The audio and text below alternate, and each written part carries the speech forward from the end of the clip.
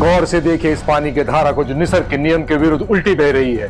बड़े बड़े वैज्ञानिकों ने इसका कारण ढूंढने की कोशिश की, लेकिन सभी हो गए फेल। गौर से देखिए इस पत्थर को जिसमें से तरह तरह की आवाजें निकलती है। ये एक प्रकृति का खेल है और कुछ नहीं। गौर से देखिए इस वीडियो को, जहां हमने इस तरह की बकवास न करते हुए मैन पार्ट के अजूबों का स्पष्टीकरण करने की कोशिश की है। और हाँ, लगे हाथ सब्सक्राइब भी कर दीजिए। मैन पार्ट का हमारा पहला अंक आपने देखा ही होगा, तो दूसरे अंक की शुरुआत करते हैं जलजली से।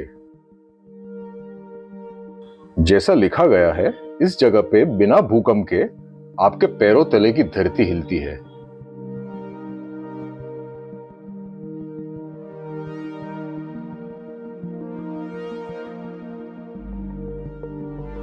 आज के दिन में यहां पहुंचने वाले हम पहले ही थे, इसलिए सही स्थल खुद ही ढूंढना था।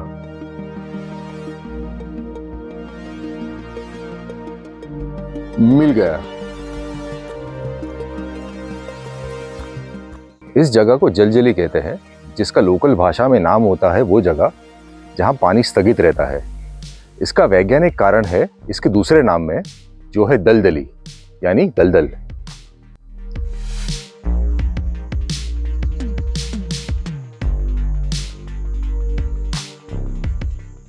दलदल उन जगहों पर बनते हैं जहां वातावरण ठंडा हो, और मैन पार्ट के वातावरण के बारे में हम जानते ही हैं।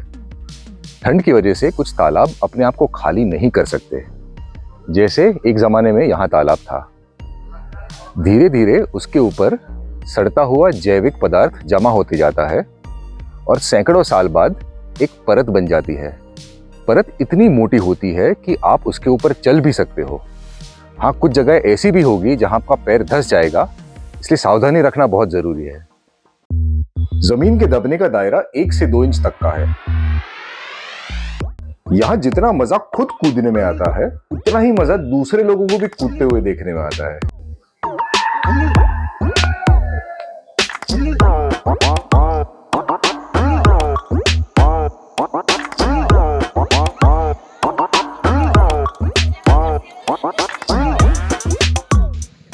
बहुत ही समझदारी के साथ निकास के गेट के पास एक हैंडपंप लगाया हुआ है।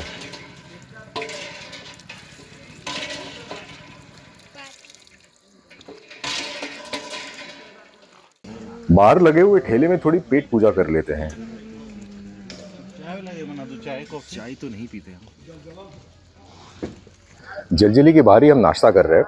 यहाँ पर हमने पोहे मंगाए, आलू वड़े और खास करके रबड़ी। रबड़ी के अंदर एक स्पेशल स्मोकी फ्लेवर है, क्योंकि चूल्हे पे बनता है। डेफिनेटली आप आके ट्राई कीजिएगा। और मलाई भी ढंग से डाली हुई है। रबड़ी सभी को पसंद आई। उल्टा पानी चलते ही मुझे आपको 2 प्रदर्शन देने हैं। पहला प्रदर्शन ये है कि हमारी गाड़ी बिना एक्सेलरेटर दिए आसानी से चढ़न को पार कर रही है, और गाड़ी गियर में ना होके न्यूट्रल में है। ये वैसा ही करिश्मा है जैसा आपको लद्दाख के मैग्नेट हिल में देखने मिलेगा।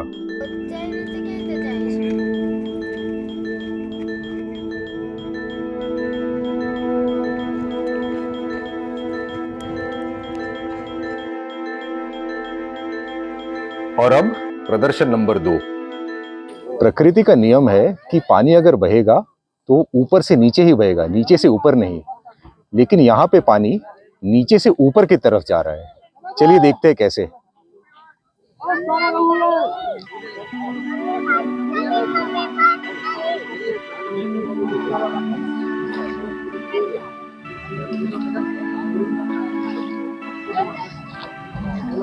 कहते हैं यह विज्ञान फेल है, लेकिन अगर विज्ञान फेल हो गया तो विज्ञान ही कैसा। हाँ, अगर कुछ फेल होने वाला है तो वो मेरी हिंदी है, क्योंकि मुझे आगे की बात थोड़ी अंग्रेजी में करनी पड़ेगी। उसके लिए मैं माफी चाहता हूँ।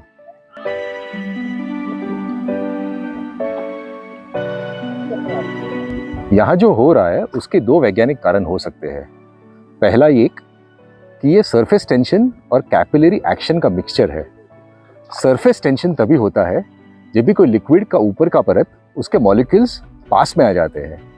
अब एक पानी का ग्लास लो, उसको पूरी तरह से भर दो, लेकिन फिर भी अगर आप उसमें एक और बूंद जोड़ोगे तो वो छलकेगा नहीं, क्योंकि सरफेस टेंशन की वजह से उसके ऊपर के मॉलिक्यूल्स पास में आ चुके हैं।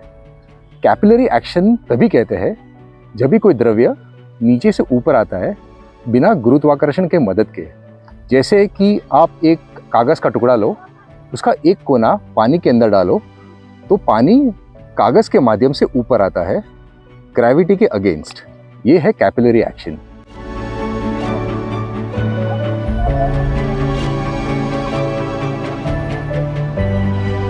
तो एक तरफ से सरफेस टेंशन पानी को खींचता है और दूसरी तरफ से कैपिलरी एक्शन उसे धक्का देती है।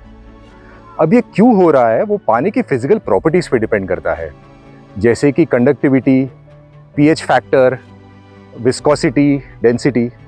आप में से कुछ लोगों को याद होगा कि 95 के साल में गणपति की मूर्तियों ने दूध पिया था, वो इसी की वजह से था।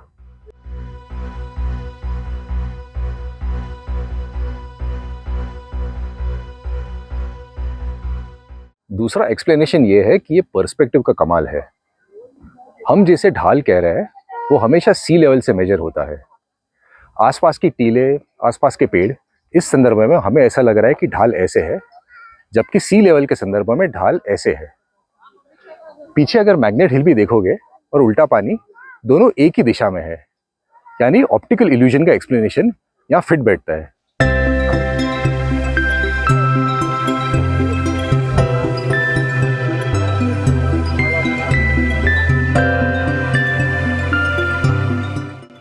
मेरा आप लोगों से सिर्फ एक अनुरोध है, अगर आप यहाँ आते हो तो आपको अपना वीडियो या रील बनाने के लिए आसपास चाहिए उतने सूखे पत्ते मिल जाएंगे।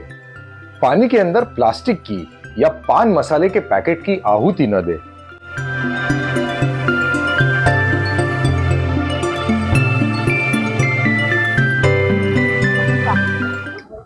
अब इस महानुभव को ही देख लो, इन्होंने अपने युवराज को दिवाली के बचे हुए पटाखे दे दिए और कहा कि भाई जा उल्टा पानी की लंका जला दे।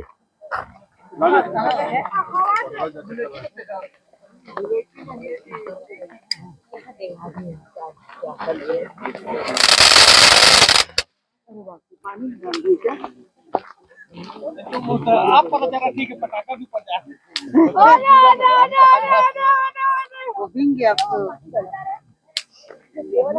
कुछ लोग नहीं सुधरेंगे। खैर, आगे बढ़ते हैं मैनपाट के तीसरे अजूबे की तरफ, थिनथिनी पत्थर।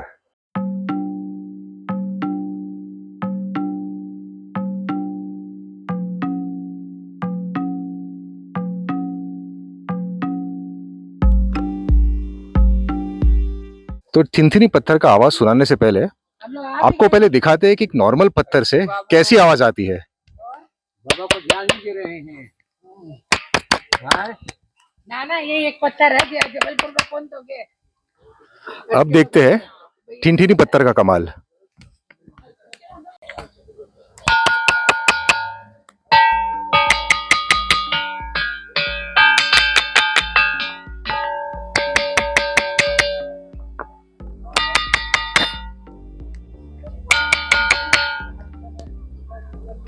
अलग अलग जगहों पर पीटने पर 5 अलग अलग किस्म की आवाज आती है ठिनठिनी पत्थर से।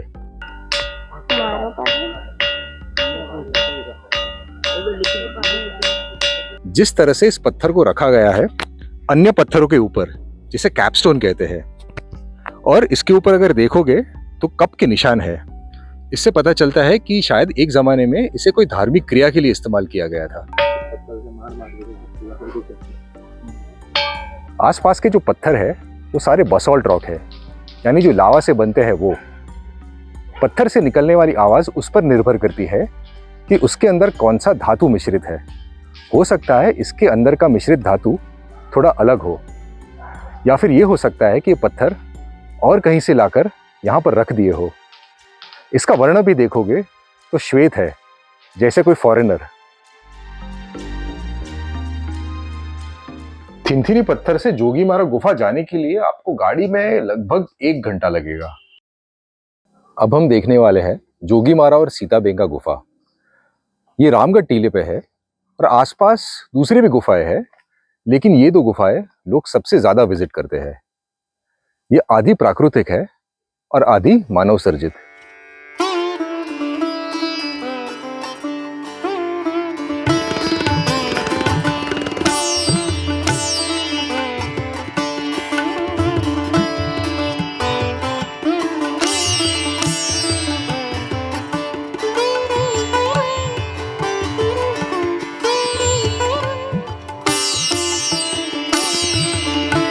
मैं जिस जगह पे बैठा हूँ उसके बारे में कुछ पुरातत्वविदों का कहना है कि शायद ये भारत का सबसे पहला रंगमंच था, और हो भी सकता है।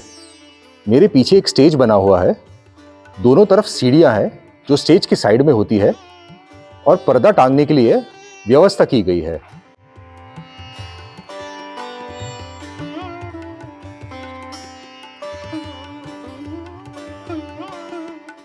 यहां पर लिखाई मिली है जिसे प्रेम रस में डूबी कविता कहा गया है।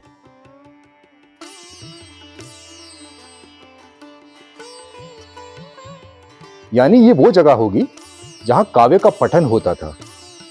हाँ, कुछ पुरातत्वविद इस बात से सहमत नहीं भी है।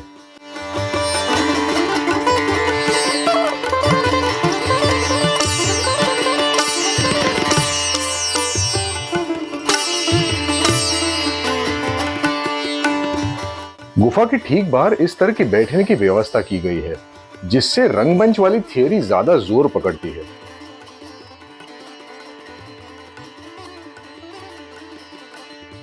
बगल में जो गुफा है वहां जाने का रास्ता बंद था, लेकिन हमने कुछ प्रबंध कर लिया। किसी से कहना मत।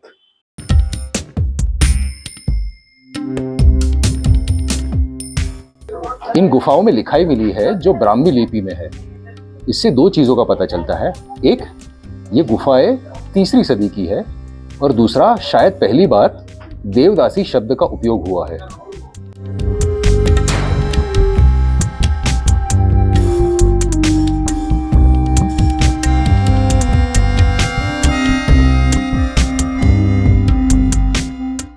बाहर निकल के आपको एक ऐसा बोर्ड दिखेगा। हाथीपोल जाने के लिए आपको इसकी पीछे की तरफ से जाना है, फिर भले वो रास्ते जैसा लगे कि ना लगे।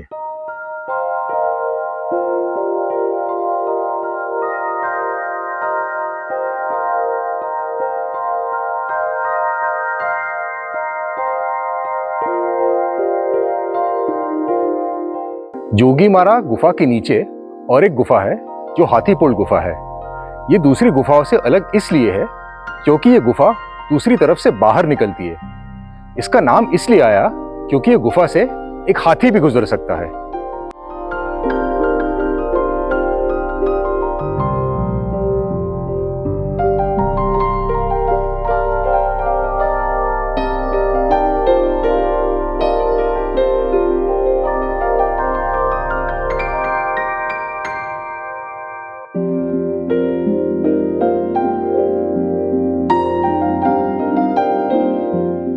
गुफा की दूसरी तरफ से निकल के आप और थोड़ा आगे जा सकते हो और थोड़ा आगे देख सकते हो, लेकिन रास्ता इतना अच्छा नहीं है और देखने के लिए भी कुछ खास नहीं है।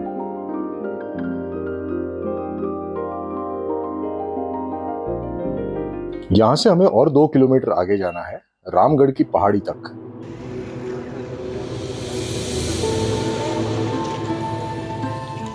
ऊपर राम मंदिर तक पहुंचने के लिए 700 जितनी सीढ़ियां हैं। चढ़ने में थोड़ी तकलीफ तो पड़ेगी, लेकिन ऊपर से जो दृश्य दिखते हैं उनके लिए आपको थोड़ा सा परिश्रम कर ही लेना चाहिए।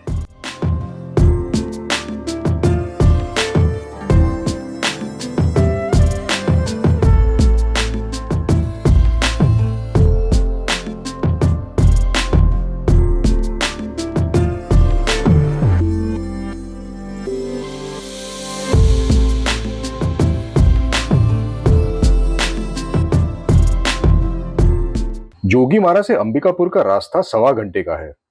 यहां मैं आपकी मुलाकात एक खास रेस्टोरेंट से करवाना चाहूंगा, गार्बेज काफे।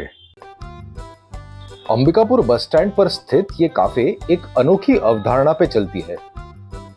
यहां आधा किलो प्लास्टिक लाने पे आपको मुफ्त का नाश्ता मिलेगा और 1 किलो प्लास्टिक लाने पे मुफ्त का भोजन। हमारे पास इतना प्लास्टिक तो जमा नहीं था, इसलिए हमने पैसे देके ही खाना ले लिया। इडली डोसा इतने अच्छे नहीं थे, लेकिन भोजन अच्छा था। वैसे यहां स्वाद का कोई सवाल ही नहीं होना चाहिए। प्लास्टिक प्रदूषण कम करने के लिए ये एक बढ़िया सोच है। तो ये एपिसोड अगर पसंद आया हो, कुछ नया जानने मिला हो, तो लाइक, शेयर, सब्सक्राइब का बटन कहां है ये आप जानते ही हो। Thanks for watching.